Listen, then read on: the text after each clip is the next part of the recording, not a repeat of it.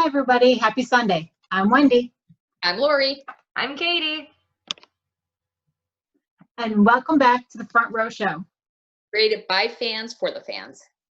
Our next guest is also an artist. While he is not known as a singer, he is most recognized for his brilliant pieces of work like Seventh Heaven and the Rock and Roll Kids. Please welcome our friend Roy.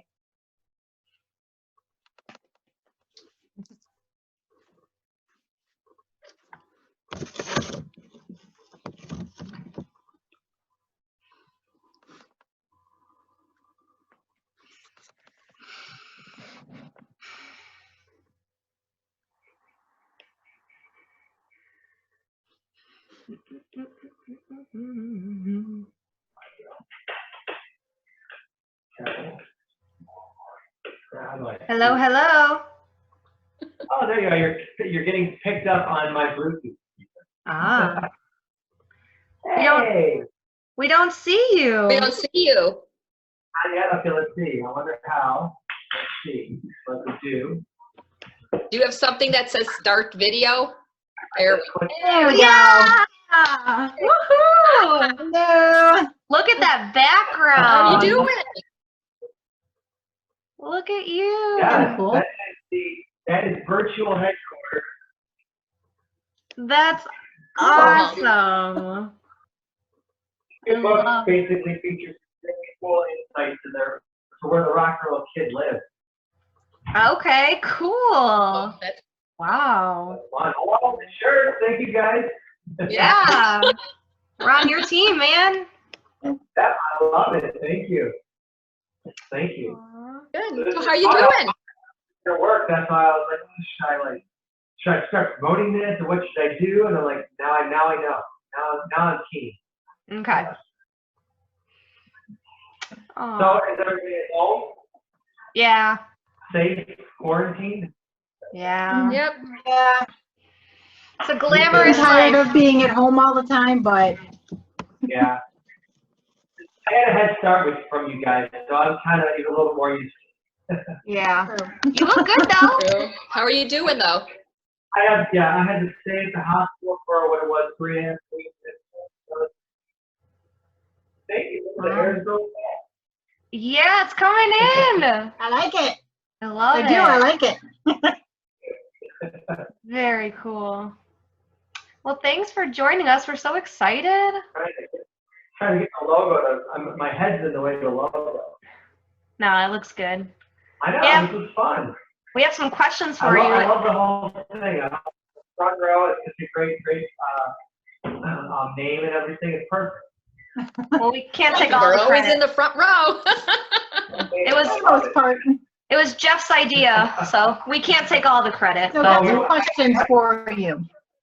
I haven't seen every guest that have been on. Do you guys have you had this is what is the fourth?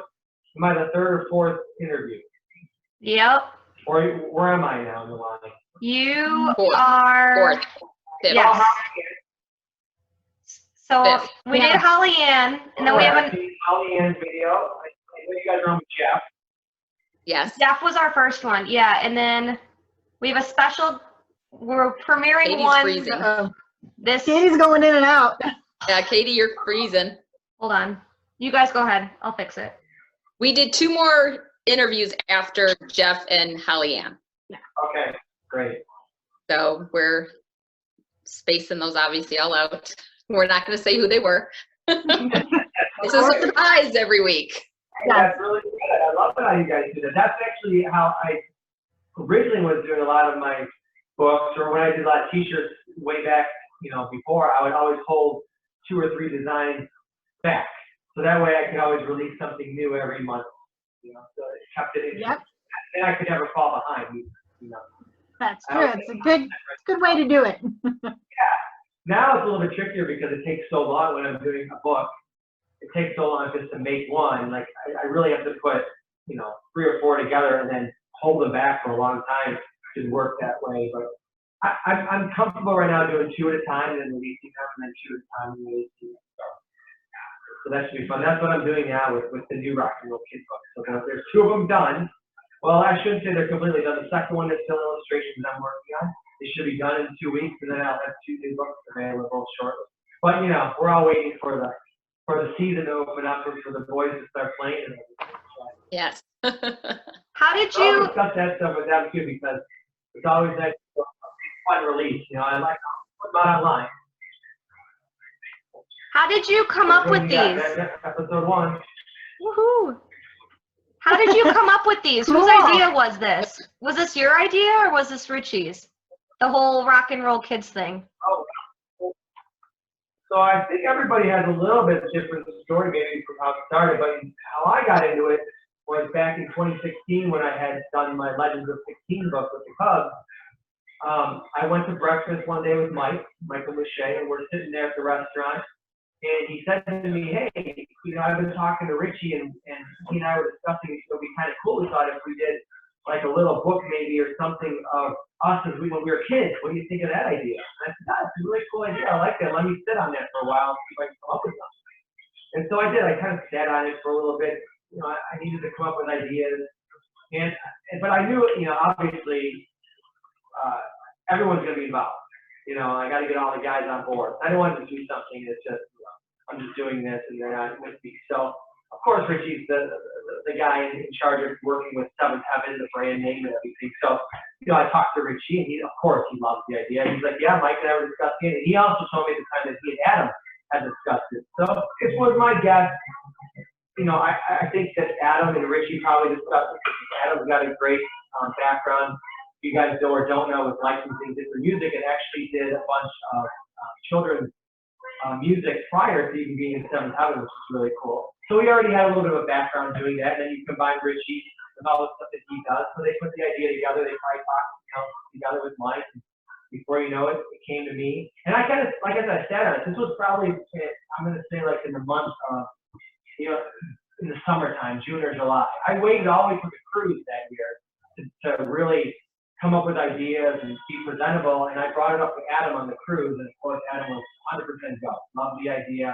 And told me if I write it, he's on board. So that's how we did it. From then on, it was me and Richie meeting, and I was sharing my idea. And I brought in some really great talented people that I trust, some artists, mentors of mine to help me kind of get things rolling and build stuff.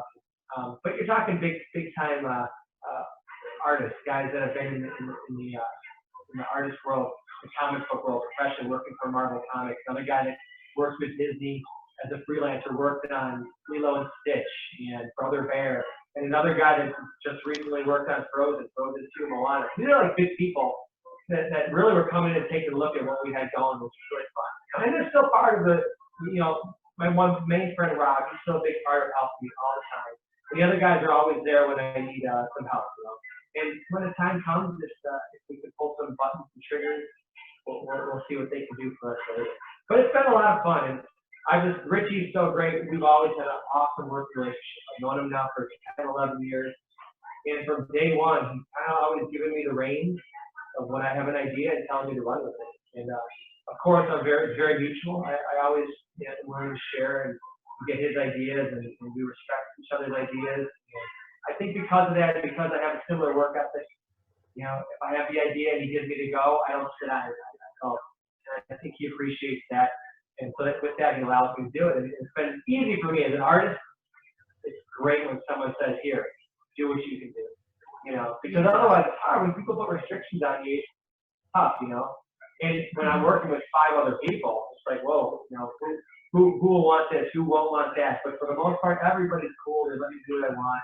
And I'm pretty good at sticking to all their personalities, trying to include everybody and make everybody appreciate. You did. You got their personalities down. Their personalities are spot on. It's so good. So good. Yeah. Well, it's so much fun when I'm writing them too, because of those personalities. I can bounce off them, and then because I'm the sole writer, like a lot of me comes into it. So I get to kind of throw some of my own ideas of what I think they could do or should do. So I get to speak for them a little bit.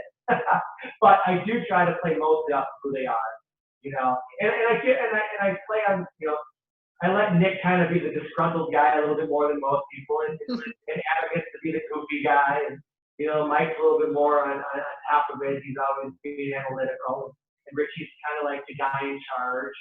You know, Mark's just a fun guy. So that's what we kind of do. So when I'm back and forth and they're having dialogue, it's always fun to kind of pull that personality. And when I put them in the situation, I'm like, oh, what would Richie do? Or how would Mike react to what Mark just did? And so that's kind of fun. It's really a ton of fun. And then, of course, I fuse it all in with rock and roll references. Some of them are blatantly obvious, and some of them are very subliminal. But I leave that open for interpretation and for people to discover. And my hope is always, a lot of times, for younger kids that might not understand that it's called Land of Confusion, because in the cover of Land of Confusion, if you could see it, anyway, the cover is based off of the song by Genesis called Land of Confusion. And if you watch that video, they're like Muppet characters, Yes. and there's stars behind them. They got these goofy goggles on. So I messed with turning the cover to them looking like little characters, kind of like puppets, but they look way too ugly. They didn't look like the Rock and Roll Kids, so I turned them to the regular faces and put the goggles on. So we still get the Land of Confusion reference, but you got to read it. I love it. It looks awesome. Cool, I like it. The next two books are called Who Are You and What You Get. So again, references to different rock songs. And everything's got tons of it in there. From 50s, 60s, 70s, 90s, 2000s. I try to find different bands and rock and roll that fit. Not just the dialogue, but clothing that they wear, songs they sing and all that stuff. And I always thought that's kind of a cool dynamic I wanted to play with, because a lot of people think of Seventh Heaven as a cover band first, or not an original band. And so what I try to do is flip-flop that with this. Like these guys are original songs that they will play in the cartoon, but the clothes that they wear and the things they talk about are all famous artists and stuff that we know. So almost like the cover stuff is hidden inside the identity of the band. So I don't know. It's kind of a little bit deep, but that's where I went with it. It's awesome. Have you always been an artist? Yeah, I've been an artist for a long time. When I was a kid, I loved the Smurfs. Grew up with all the other cartoons that I would get into, Thundercats, and He-Man, and Spider-Man. Oh, yeah. I always loved to draw, but it took me a long time to actually become maybe an artist, I guess you could say. But I think that, like in anything that people do, and a lot of kids will come up to me at different events they do, whether it be a live airbrushing show or a book signing, whatever it is, and they'll ask me, if I went to school. And of course, I did go to school for a little bit, but I always will tell them the best thing you can do is find a teacher that you really relate to, or find somebody, a mentor of some sort that really is willing to be to help you, that doesn't have an ego, that's willing to to guide you through things, and it's such a help, because in anything we do, we always see, I feel, somebody better than us, somebody that's above us, so that we have something to follow, and then in turn, when you get to a certain level, there's always people behind you that you need to then return that favor and help them. So it's a constant circle, but you have to be able to see both sides of it. And so I'm very lucky that I mentioned my friend Rob already when I talked about being involved in the inception of the Rock and Roll Kids. And he's one of those guys that's really been there for me. And so I say that because if you guys see some of the very initial drawings of the Rock and Roll Kids, they look far different than what they eventually became. There's an evolution with it, and a lot of that evolution was just my drawing, such as doing it all the time and getting back into practice of it. And I'm always learning as I go. The drawing is actually probably my weakest element to my art. People don't think that way, but professionals in the industry that they'll notice those things. If I go to a certain convention, it would take the Rock and Roll Kids out of the convention. So I can see it in other people's work, how incredible it is, and how much farther I can take this if I can, continue to hone my skills, but also just get other people involved. Because you can't do everything by yourself. I do this right now a lot by myself, not really by choice, it's more by necessity. I'm the one that can do it at this point, so I just go at it. But eventually, it will take a big team. If we want to get it to that level of animation, which that's the goal. But until then, we got these fun books. And I'm transitioning a little bit too. So you guys, Katie put the book up there, Land of Confusion, Part 1. And if anyone that has that book or people that don't have the book, you'll notice that it's kind of like a graphic novel. It's written, it looks like a comic book. It's all drawings from start to finish with little bubbles. The next two books and all the books following this one are more of a chapter novel. They still have illustrations in it.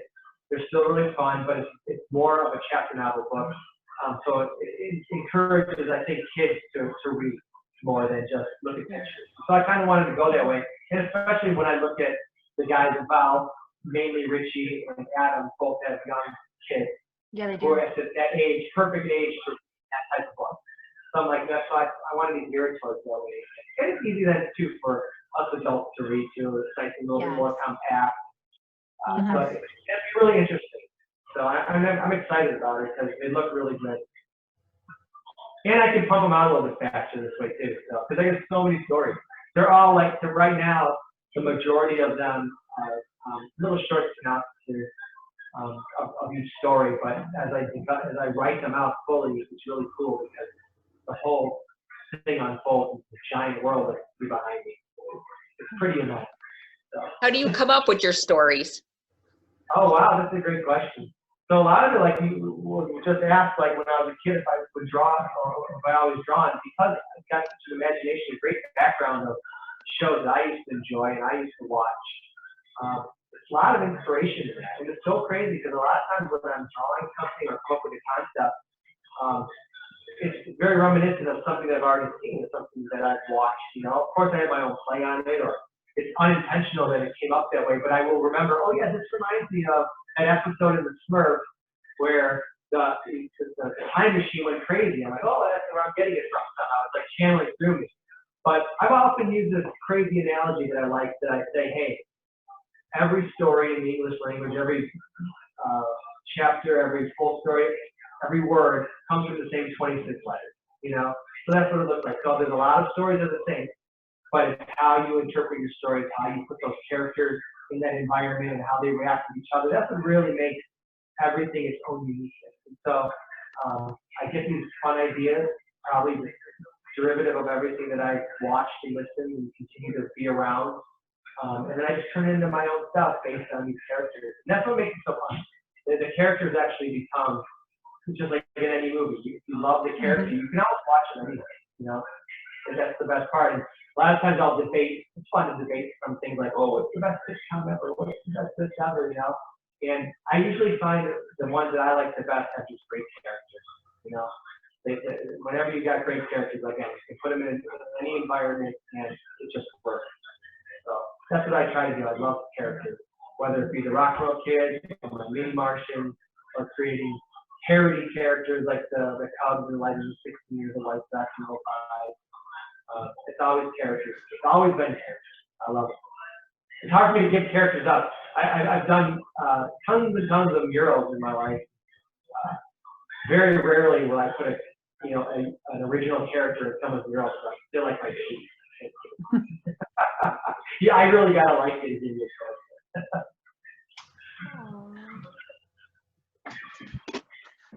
What is your favorite book that you've done? Either it's the Rock and Roll Kids or any of the other ones that you've done. It's funny because for different reasons, I have a tendency to, when I write certain books, I get real personal and I like to do dedications.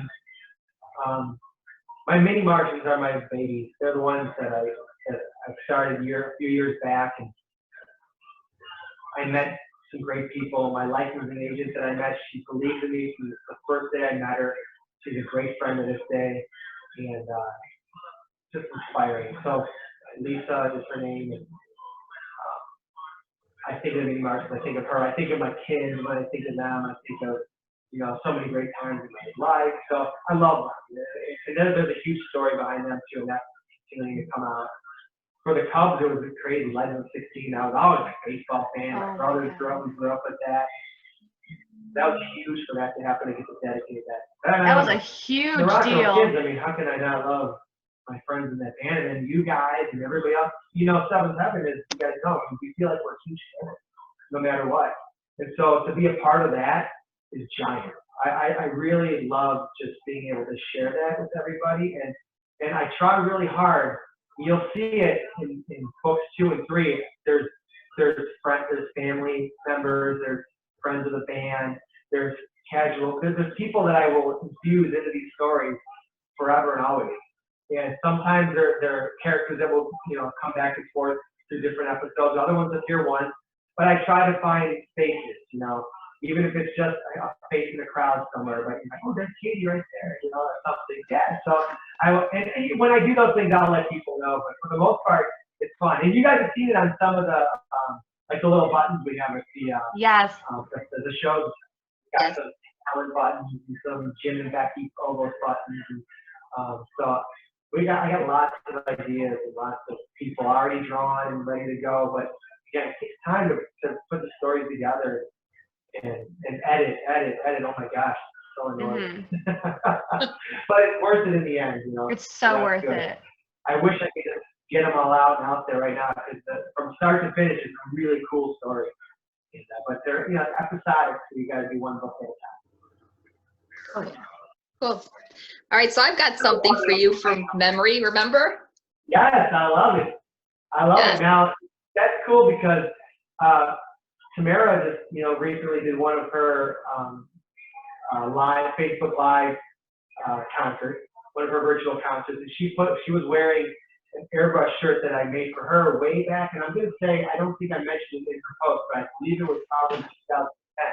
It was an Incubus t-shirt that I did for her when she went to the Incubus concert.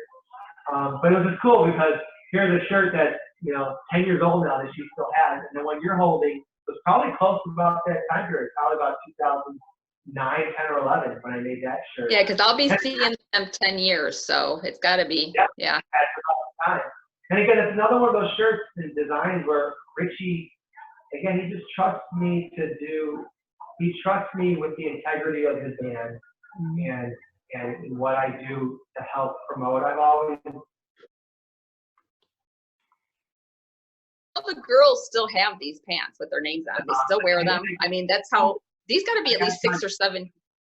I'm so lucky. I get that all the time. I even had a person come up to me back in January. It was like my last book signing that I did before I went into the hospital. And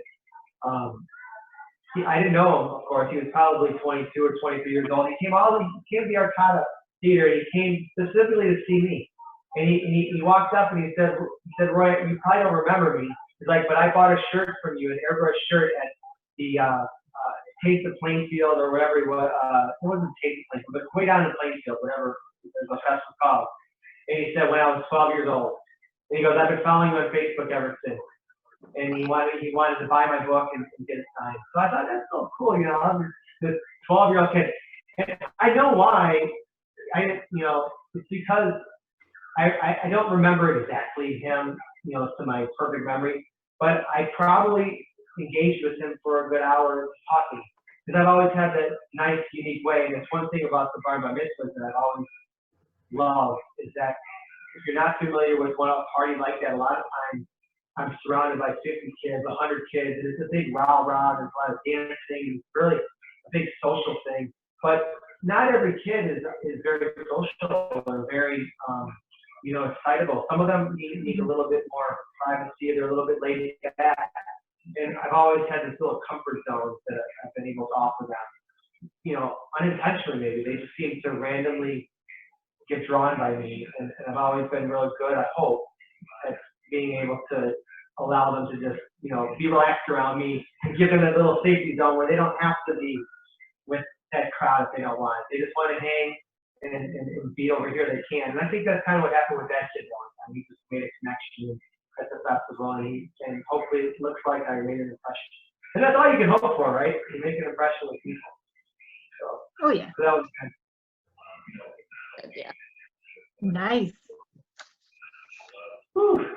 I don't want to talk about myself too much. It sounds bad. No. I have a question, if you guys can hear me before I cut out again. You're I hear you. fading in and out. Yeah. Can you ask my question for me then? Do you know my question? Okay, so we went to Big Can't Sammy. hear you, Katie. Nope. You asked I my wonder why question. she got the bad transmission. There, I'm gonna get my speaker closer to us. I couldn't. Okay. Can you hear me? Nope, can't hear. No, this is the first time that's happening. It's weird. Yeah. I know. Even when she comes on, it's really glitchy. Yeah. Yes.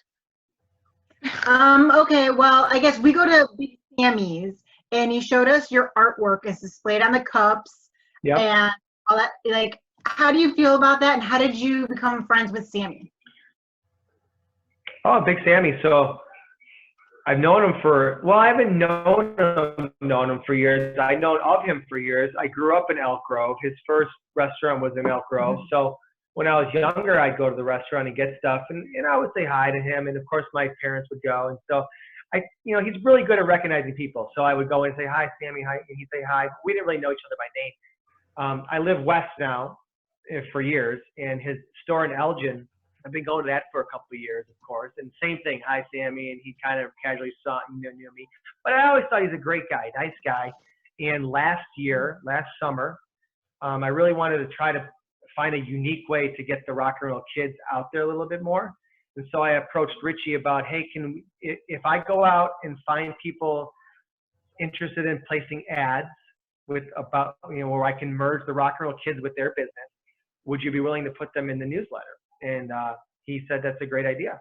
So I specifically went out and I did put a little bit of some posts out there to see if I can get some interested people, and a couple people responded. But I really was particular.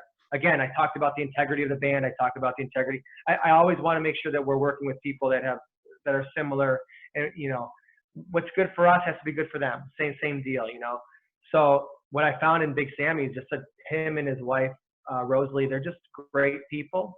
I love them. They had great vision, and we got along right from the start. And again, he was a little tough first. I think he wanted to see what I could do, but once he saw what my vision was and what I was trying to do, they were all for it. And again, super nice to me. And now we're definitely, big, great friends the last year and a half, 2 years. I've been so happy to see that relationship for them grow with the Seventh Heaven base. I saw a funny post on Facebook a couple weeks ago where I won't name names, but somebody posted, what's the big thing about Big Sammy's lately? All I see is Big Sammy posts. Someone just discovered Big Sammy. Where are all these Seventh Heaven people? And I just kind of giggled back there in my own background going, well, it's because, and I just love to see it unfold, that not only do I see all of my friends and Seventh Heaven people contributing to Big Sammy's, but people outside of our group have noticed it. And so that just brings more attention to them, and it's deserving. They're good people, and they have good food, and it's a good restaurant.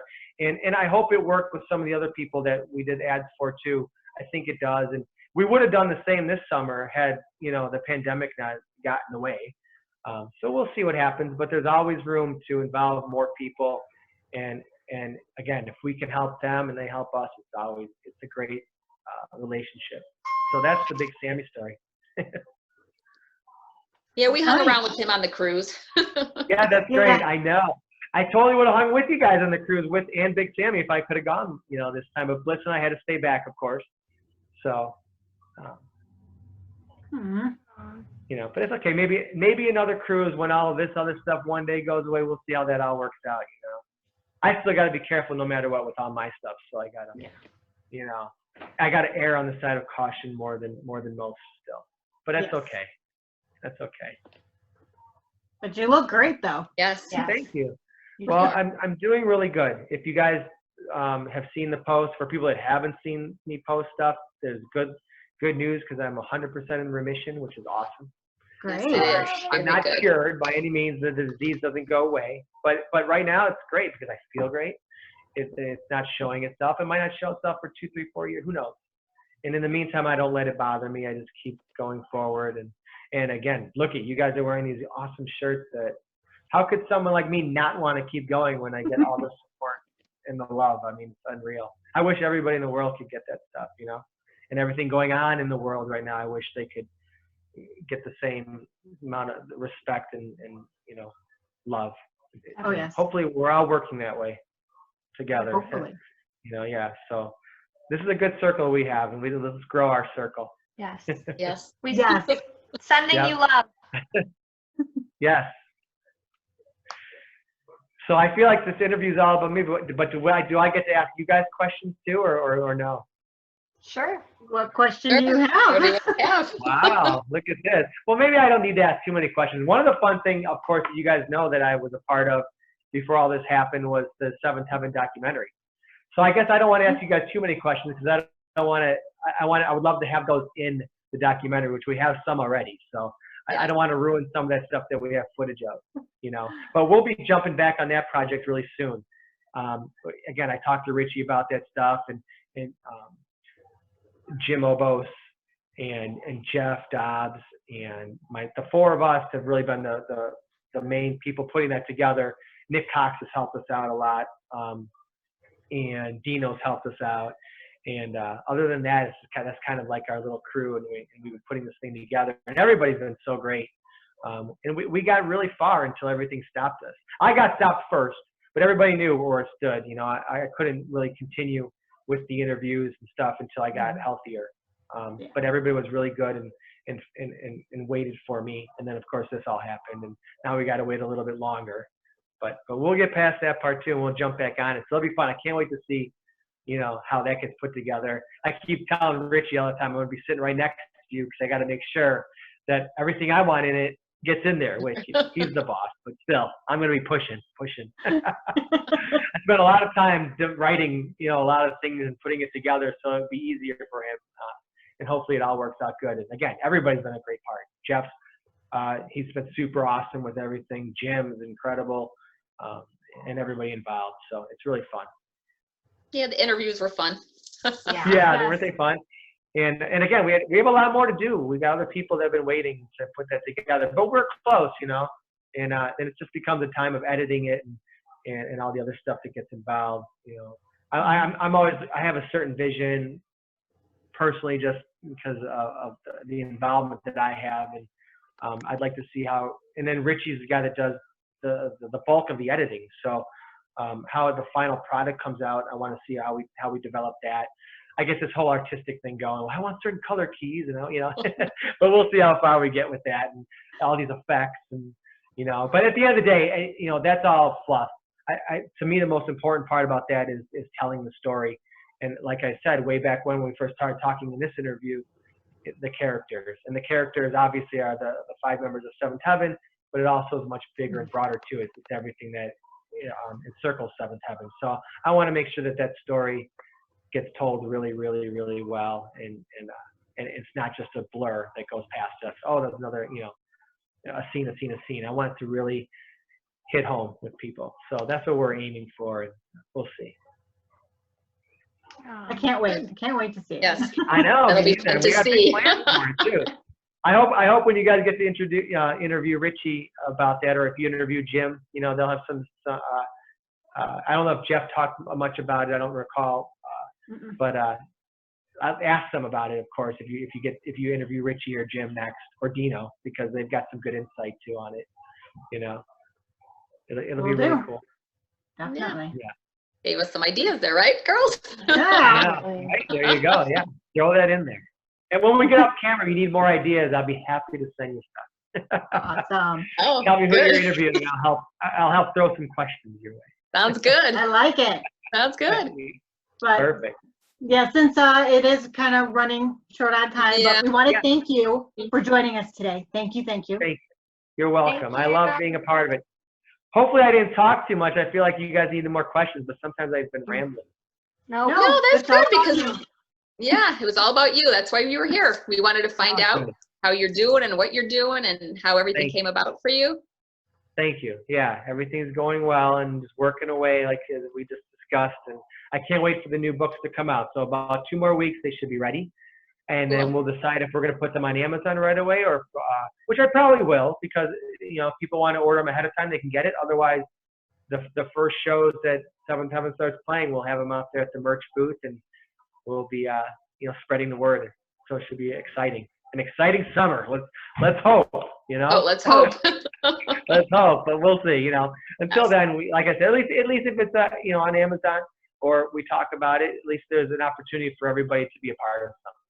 Because even if, you know, of course you want it to do well and you want to make money with things, but at the same time, like, I just want to get them out. I want to share it with people. You know, it just makes if it makes you smile, if it makes people happy, that's the bottom line. So them. Oh, Just like at a Seventh Heaven show, how many of us have gone to the show, especially festival shows? Most of them are free. We're going because we want to see the band, we want to see each other, we all want to share. So that's what I love again about working with Seventh Heaven and doing this cartoon. It's like a big family. well, thank so- you. So thank you guys for having me. We love You're you, welcome. Roy. We want to say You're welcome. thanks to everybody for watching, and join us next time to see who our guest will be. Night. Bye guys. See you Bye. later.